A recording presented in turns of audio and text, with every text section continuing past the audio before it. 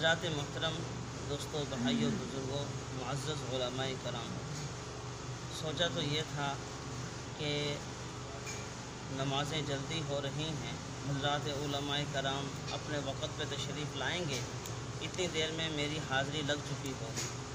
इसलिए कि ये हज़रात उलमाए कराम, इनमें से अक्सर तो ऐसे हैं कि अभी मैंने पढ़ने शुरू नहीं किया था और ये हज़रात फ़ारिग हो चुके थे अपनी तालीम से। तो बहुत बड़े हज़रात हैं, तो इनकी मौजूदगी में बोलना कोई आसान काम नहीं।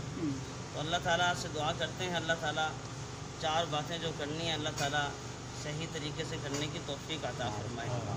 मेरे मोहतरम दोस्तों, आप हज़रात का बहुत ये बड़ापन है कि आप मुझ जैसे का बयान सुनने के लिए आ गए। शायद आप हज़रात को पता नहीं था मेरे बारे में, वरना आप शायद ना ही आते।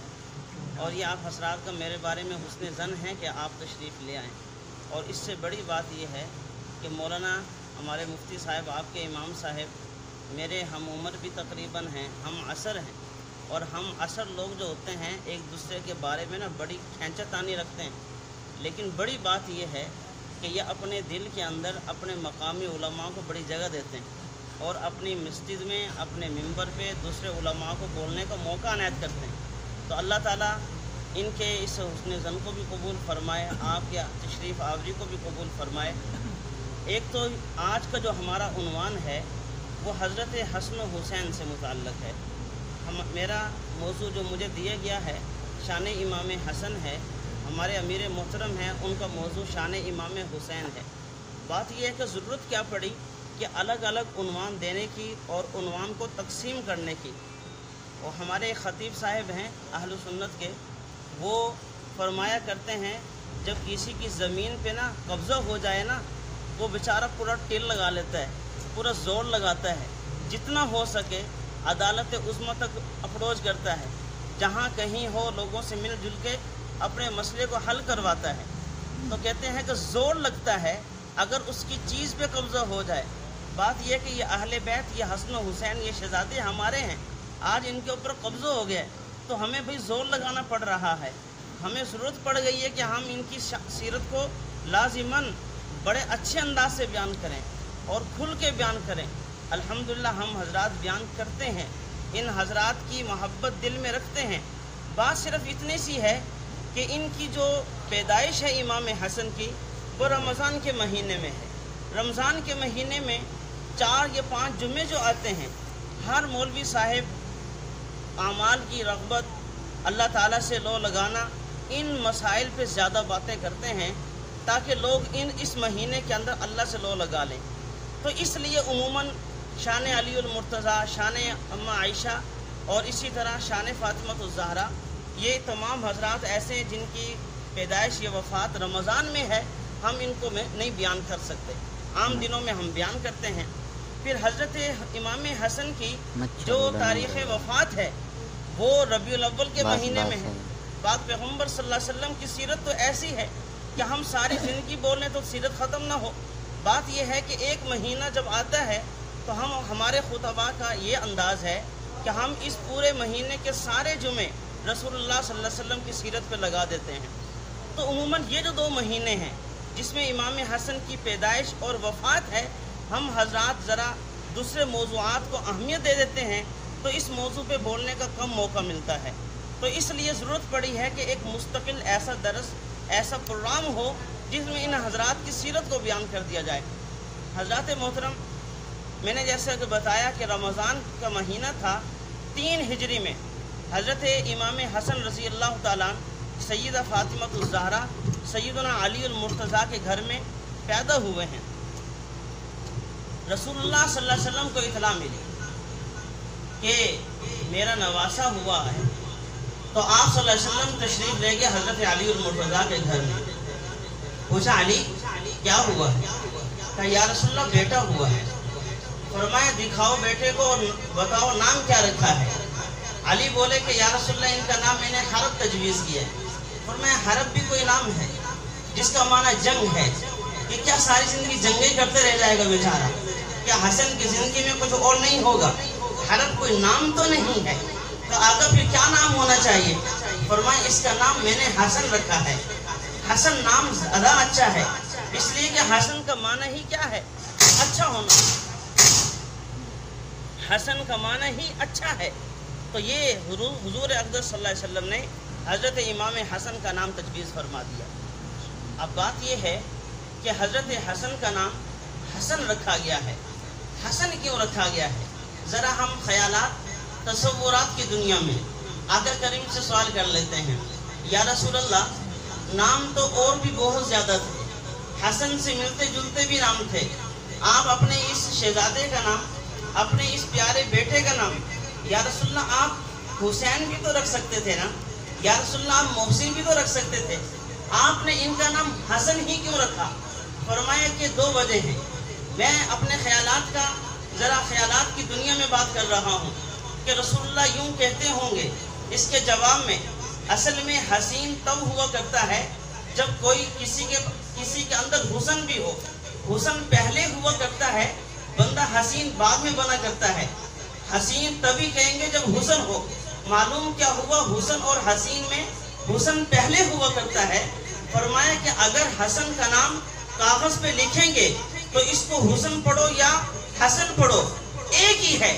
اور حسین کو اگر آپ کاغذ پہ لکھ لیں، اس کو حسین کہیں یا حسین کہیں، بات ایک ہے. تو فرمایا کہ حسین تو بعد میں آنے والا ہے، اب حسن ہوا ہے. اس لیے حسن پہلے ہے، حسین بعد میں ہے. آپ نے حسن کا نام اس لیے پہلے رکھا تاکہ حسین بعد میں ہو، حسین بعد میں ہوگا.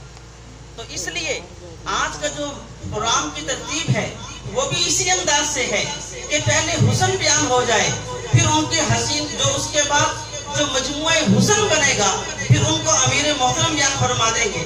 تو حضرت حسن کا نام مقدم، پہلے بیٹے کا نام حسن، اس لیے کہ وہ حسن ہے اور حسن پہلے ہوا کرتا ہے کسی کے حسین ہونے کے لیے. دوسری بات یہ ہے کہ ان کا نام جو حسن رکھا گیا ہے، حسن کا میں نے کہا اس کو حسن کہو یا حسن کہو، بات تو ایک ہے. اگر لکھ لیا جائے تو کوئی اس کو حسن پڑھے گا، کوئی حسن پڑھے گا، بات ایک ہے. ان کا نام حسن پھر رکھا کیوں گیا ہے؟ دوسرا جواب یہ بنتا ہے کہ اصل میں امام حسن، شہزادے حسن، یہ حسن رسول اللہ ہے، یہ حسن مصطفیٰ ہے. اما فاطمہ الزہرا ابن ابی ملیکہ فرماتے ہیں کہ حضرت بی بی فاطمہ حضرت امام حسن کو یوں ہوا میں اچھالتی، اپنے اس بیٹے کو ہوا میں اچھال کے کہتی تھی بی ابی شبہ النبی لا بشبیہ بعلی. فرمایا کہ یہ میرا بیٹا اپنے نانا کے مشابہ ہے، اپنے بابا علی کے مشابہ نہیں ہے. چونکہ ان کے اندر جو حسن تھا وہ حسن مصطفیٰ تھا، اس لیے ان کا نام حسن رکھا گیا. حسن اور حسن ایک ہی ہے، اس لیے ان کا نام حسن رکھا گیا. اور اسی طرح حضرت علی المرتضیٰ فرماتے ہیں کہ میرے یہ دو بیٹے ہیں، ایک حسن ہے ایک حسین ہے. حسن کو اوپر کھڑا کرتے ہیں، حسین کو نیچے. فرمایا یوں لگتا ہے جیسے رسول اللہ پورے بن چکے ہیں، اس لیے کہ رسول اللہ صلی اللہ علیہ وسلم کا اوپر کا جو حصہ ہے اور میرا بیٹا حسن، اگر دیکھا جائے دونوں ایک جیسے ہیں. امام حسن کا جو اوپر کا حصہ تھا بالکل رسول اللہ سے ملتا جلتا تھا. یوں کہہ لیجئے آقا جس طرح بولا کرتے تھے، حسن کا انداز تکلم بھی اسی طرح کا تھا. جس طرح رسول اللہ مسکرایا کرتے تھے، حضرت امام حسن بھی یوں مسکرایا کرتے تھے. جس طرح میرے پیغمبر صلی اللہ علیہ وسلم اپنی آنکھوں کو جس انداز سے موڑا کرتے تھے، کبھی نماز کے اندر صحابہ کے حالات کو دیکھنے کے لیے، کبھی آپ ترچھی نگاہوں سے، کبھی کسی انداز سے، حسن کے بھی وہی انداز تھے جو رسول اللہ کے انداز تھے. اگر غصے کی حالت میں رسول اللہ کا چہرہ بدلا کرتا تھا تو حسن کا بھی چہرہ بدل جایا کرتا تھا. تو حضور صلی اللہ علیہ وسلم کے اوپر کی جسم سے جتنے بھی انداز اختیار ہوا کرتے تھے، حضرت حسن رضی اللہ تعالیٰ عنہ کے اندر بھی وہ تمام چیزیں پائی جاتی ہیں. اور ایک اور بات، آپ کو رسول اللہ کے حسن کا تو بڑا اندازہ ہوگا. ربیع الاول کے اندر تو آپ سنتے ہی ہیں حسن مصطفیٰ کے کرشمے اور حضور صلی اللہ علیہ وسلم کے حسن کے کمالات. یاد رکھنا جتنے بھی آقا کریم کے حسن کے کمالات ہیں، آقا ایک عالم فرمانے لگے اگر اللہ تعالیٰ پاک پیغمبر صلی اللہ علیہ وسلم کو کوئی بھی معجزہ عطا نہ فرماتے، قرآن نہ دیتے، آپ کو معراج نہ ہوتا، آپ کی انگلیوں سے چشمے نہ نکلتے، آپ کی گواہی درخت نہ دیتے، پتھر آپ کو سلام نہ کرتے، کوئی بھی معجزہ ظاہر نہ ہوتا، آپ کا ایک حسن ایسی چیز تھی کہ اس حسن کی وجہ سے لوگ کلمہ پڑھ لیتے. सिर्फ हुस्न मुस्तफ़ा की ये तासीर है कि अल्लाह ताला को कस्में उठानी पड़ी हैं। वज़्ज़ुहा, या रसूलल्लाह आपके चेहरे की कसम, हुजूर के चेहरा वो हसीन चेहरा है कि अबू तालिब अभी काफिर हैं, आखिरी वक्त तक काफिर हैं। देखा कि बच्चा घर में लेटा हुआ है, रसूलल्लाह बच्चे हैं, घर में आराम फरमा रहे हैं, चारपाई पे लेटे हुए हैं और इतना नूरानी चेहरा है। मक्का की ज़मीन के अंदर खुशक साली, कहत साली पड़ चुकी है, जानवर और इंसान भूख प्यास से मर रहे हैं।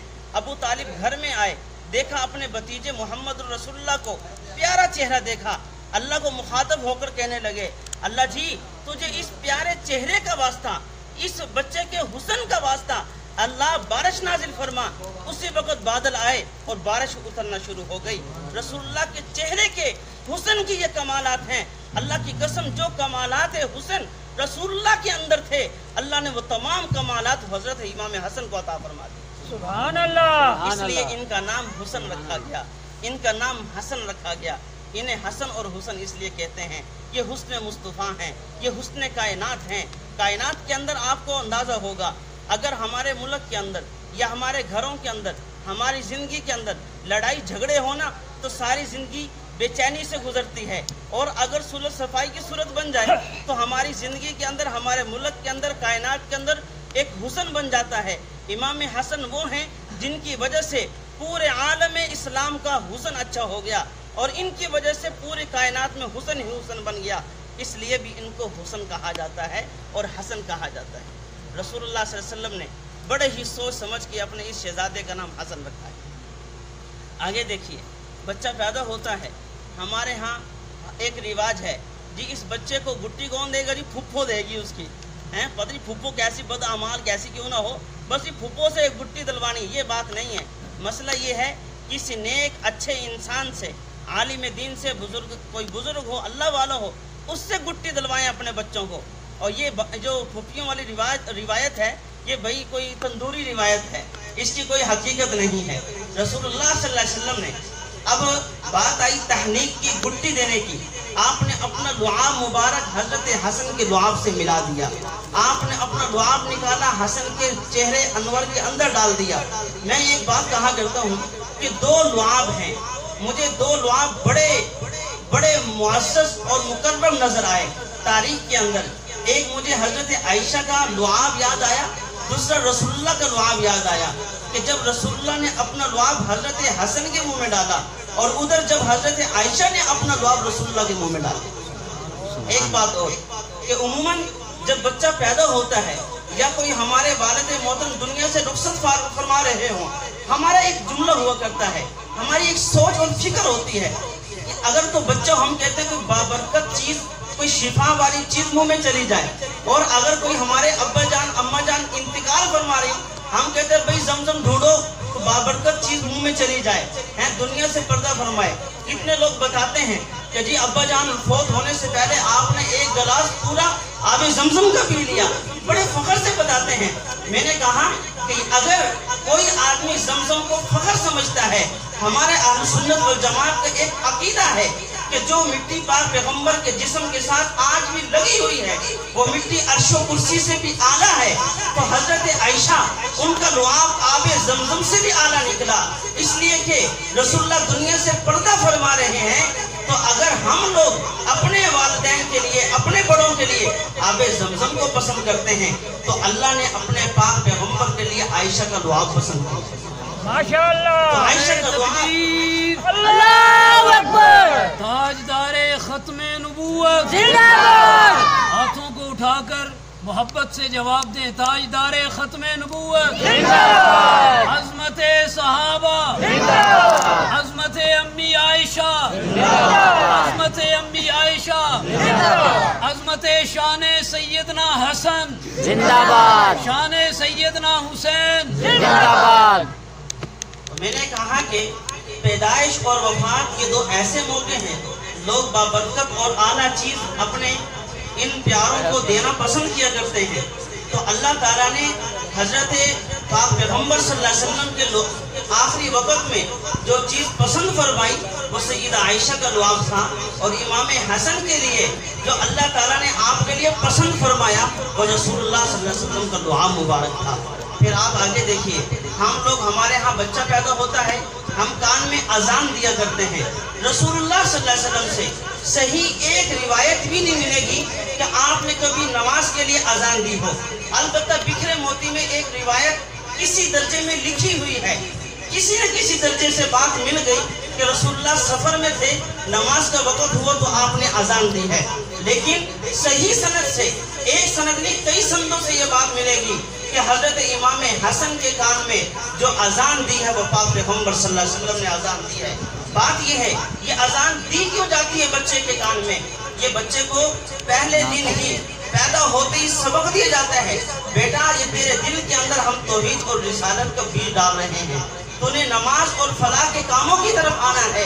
رسول اللہ صلی اللہ علیہ وسلم نے اپنے شہزادے حسن کو بچپن کے اندر جو سب سے پہلا سبق دیا توحید اور رسالت، اور آپ نے فلاح کے کاموں کا خود آپ نے ان کو سبق دیا ہے۔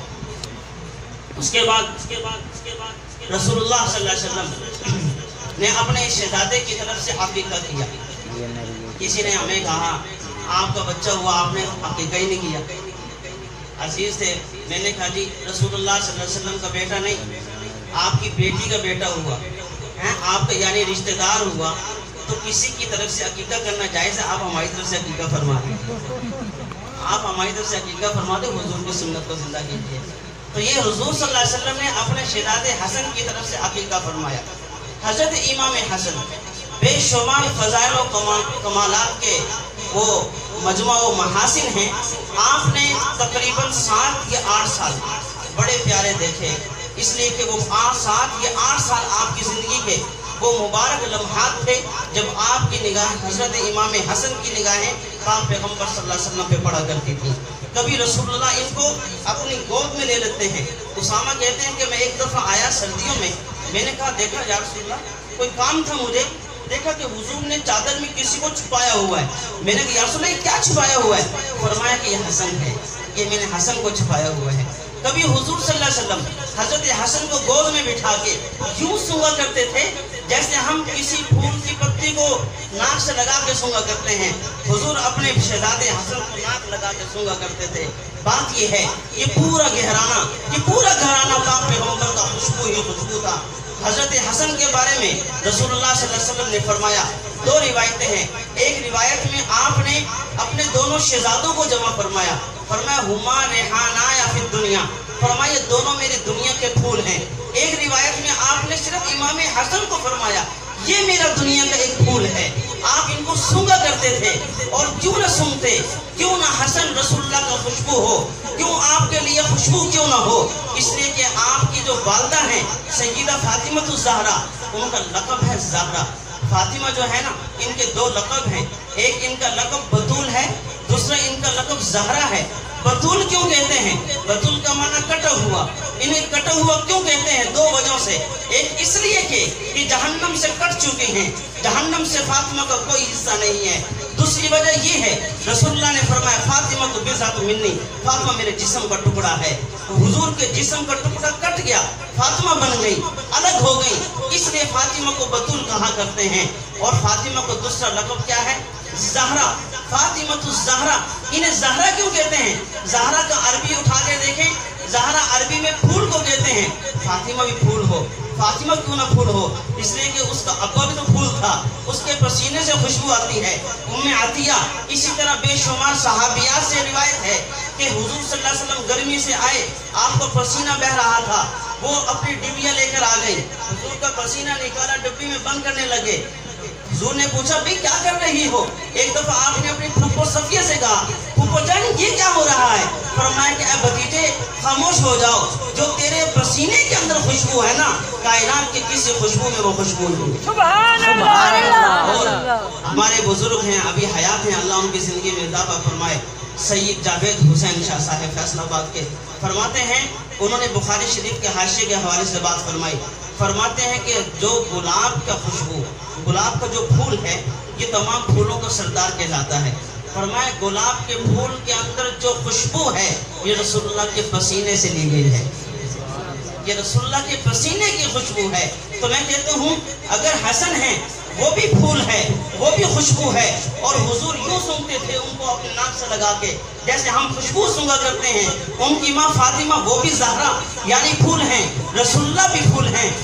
صحابہ کہتے ہیں اگر ہم نے دیکھنا ہو کہ رسول اللہ کہاں ہیں، جس طرح عمر کی علامت یہ ہے جہاں سے عمر گزرتے وہاں شیطان رستہ چھوڑ دیتا ہے، یہی فرمایا کہ جہاں رسول اللہ گزرتے وہاں خوشبو چھوڑ دیا کرتے تھے۔ یہ حضور صلی اللہ علیہ وسلم کی ایک خاص نشانی تھی، اور حضور صلی اللہ علیہ وسلم نے اپنے اس شہزادے کو جنتی جوانوں کا فرمایا کہ یہ سردار ہے۔ جو آدمی جتنے بھی انسان جوانی کے عالم میں فوت ہوں گے جنت میں ان کے سردار سیدنا امام حسن ہوں گے۔ حضرت امام حسن رضی اللہ تعالیٰ ان کی زندگی کے کچھ اسباق ہیں جو میرے اور آپ کے لیے قابل تقلید قابل عمل ہیں۔ ویسے تو ان کی جو سیرت پڑھی گئی ہے بہت کچھ ہے ان کی سیرت کے اندر، ان میں سے جو چند ایک ہیں، ایک تو سخاوت ہے۔ سخاوت ان کی بڑی باکمال کی تھی اور بڑی سخاوت کرنے والے تھے۔ ایک دفعہ انہوں نے دیکھا ایک آدمی دعا کر رہا ہے، اے اللہ مجھے 10,000 درہم چاہیے۔ حضرت حسن گزر رہے تھے، آپ نے سن لیا، اس کی دعا کو گھر جا کے 10,000 اٹھائے اس کو لے آ کر دے دیا۔ اسی طرح ابو عبد الرحمن ابو ہارون کہتے ہیں کہ ہم حج کے لیے آئے، قافلہ والے اور بھی ساتھی تھے، تو ہم نے کہا کہ چلے امام حسن کا دیدار بھی کر لیں، ان سے سلام دعا کر لیں۔ اب قافلہ پورا ہے، فرماتے کہ ہم ملنے کے لیے گئے تو حضرت امام حسن نے خادم کو حکم دیا کہ جتنے بھی مہمان آئے سب کو 400 درہم دے دیے جائیں۔ تو سب نے کہا حضرت ہمیں حاجت نہیں ہے، فرمایا میری طرف سے انعام اور عطیہ ہے، یہ کوئی اس لیے نہیں کہ تم بیکاری اور غریب بن کر آئے ہو۔ اسی طرح بے شمار واقعات ہیں کہ خود غریب ہیں، محتاج ہیں، لیکن اس کے باوجود لوگوں کو دیتے چلے جا رہے ہیں۔ ایک دفعہ آپ نے اتنی سخاوت کی ہے، کہتے ہیں کہ اپنے موزے تک آپ نے اللہ کے راستے میں دے دیے، موزے تک دے دیے، کچھ بھی نہیں بچا کے رکھا۔ اسی طرح آپ کی زندگی سے ایک بڑا سبق حلم اور بردباری ملتی ہے۔ یہ حلم اور بردباری کیا ہے کہ برداشت بہت زیادہ ہے۔ امام حسن کو اللہ نے یہ کمال بڑا عطا فرمایا کہ آپ نے بڑا ہی مشکل حالات میں بڑے صبر سے کام لیا۔ جب حضرت امیر معاویہ کے ہاتھ پہ انہوں نے بیعت کر لی، جب وہاں سے آ رہے تھے رستے میں جتنے بھی ان کو ماننے والے تھے سب نے ان کو گالیاں بھی دی، برا بھی کہا۔ امام حسن مسکراتے ہوئے چلتے چلے گئے، اگر چاہتے تو بدلہ لے سکتے تھے، لشکر بھی ساتھ تھا اور معاویہ کی سپورٹ بھی ساتھ تھی، چاہتے تو ہو سکتا تھا، سب کو معاف کرتے چلے گئے۔ ایک آدمی آیا، اس نے آپ کو گالیاں دی، حضرت حسن خاموش ہیں، اس نے پھر حضرت فاطمہ کو گالیاں دی کہ ماں کو گالی دوں گا تو شاید بھڑکے۔ حضرت امام حسن پھر خاموش ہیں، اس نے حضرت علی المرتضیٰ کو گالیاں دی، فرمایا لگتا ہے بیچارے کو کسی چیز کی ضرورت ہے، اس لیے اس کے اندر کا غبار نکل رہا ہے۔ خادم سے کہا گھر میں جو چیز ہو اس کو دے دی جائے، کچھ چاندی کی کوئی چیز تھی ان کو دے دی گئی، تو کہتے وہ دینا تھا، اس نے اتنا آپ کی اتنی تعریفات کی، اس نے کہا میں صرف آپ کا امتحان لینے آیا تھا اور آپ 100/100 نمبر لے چکے ہیں، میرا مقصد آپ کے ماں باپ کو گالیاں دینا نہیں تھا، لیکن میں آپ کی برداشت دیکھنا چاہتا تھا۔ اللہ نے یہ آپ کو کمال عطا فرمایا تھا کہ آپ کے اندر یہ صفت بہت زیادہ تھی کہ آپ لوگوں کی باتیں سن کے برداشت کر لیا کرتے تھے، کچھ نہیں کہا کرتے تھے۔ تیسری ان کی صفت وہ صلح و مصالحت تھی، اور اس کی بڑی تعریف ہے۔ قرآن کہتا ہے کہ فمن عفا واصلح فاجرہ علی اللہ۔ حسن بصری رحمۃ اللہ علیہ فرماتے ہیں، حسن بصری فرماتے ہیں قیامت کے دن اعلان ہوگا کہ وہ لوگ کھڑے ہو جائیں، جنت میں چلے جائیں جن کا اجر اللہ کے ذمے ہے۔ لوگ حیران ہوئے کہ اللہ کے ذمے بھی کسی کا اجر ہوا کرتا ہے، تو ایک آواز آئے گی فمن عفا واصلح فاجرہ علی اللہ، جس نے معاف کیا اور صلح کی اس کا اجر اللہ کے ذمے ہو گیا۔ اور ایک اور جگہ 5ویں سپارے میں اللہ نے فرمایا لا خیر فی کثیر من نجواہم الا من امر، فرمایا کہ ایک آدمی صلح صفائی کراتا ہے اور دوسرا آدمی وہ اعتکاف میں بیٹھ جاتا ہے، فرمایا یہ صلح صفائی کرانے والا ان گوشے میں بیٹھنے والوں سے زیادہ اچھا ہے اللہ کے نزدیک۔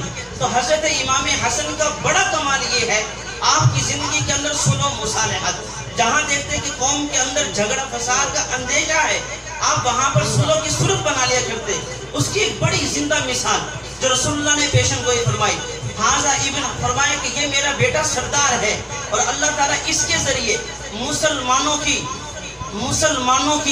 حضور صلی اللہ علیہ وسلم نے کیا فرمایا، مسلمانوں کی 2 بڑی جماعتوں کے درمیان صلح کروائے گا، اللہ اس کے ذریعے دو مسلمانوں کی بڑی جماعتوں کے درمیان یہ بات اس لیے میں کہہ رہا ہوں کہ جو لوگ بدبخت کہتے ہیں رسول اللہ کی آنکھ بند ہوئی 4-5 کے سوا سارے منافق ہو گئے، یہ تو رسول اللہ 60-61 کی بات فرما رہے ہیں کہ حضرت امام حسن یہ کئی سالوں کے بعد جا کے حضرت امیر معاویہ کے ہاتھ پہ صلح فرمائیں گے، ان کے ہاتھ پہ بیعت فرمائیں گے، فرمائیں کہ جن کے ہاتھ پر بیعت ہوگی وہ سارے کے سارے مسلمان ہوں گے۔